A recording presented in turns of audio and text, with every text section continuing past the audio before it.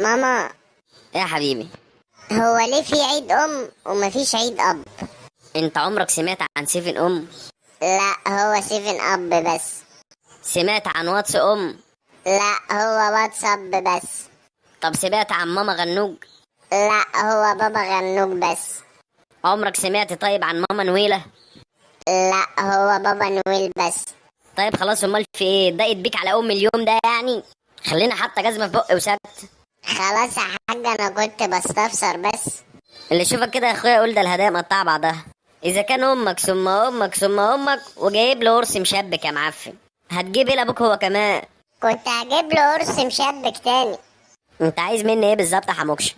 هو انت وابوك عليا بالظبط ولا ايه؟ انت عايزين نشد في شعر يعني؟ خلاص يا حاج، انا غلطان ان انا سألت. ولا تكونوا عايزين نشد في شعر يعني؟ يا حاج خلاص، صلى على النبي. يا جدع ما شد في شعري احسن. انت عايزه تشد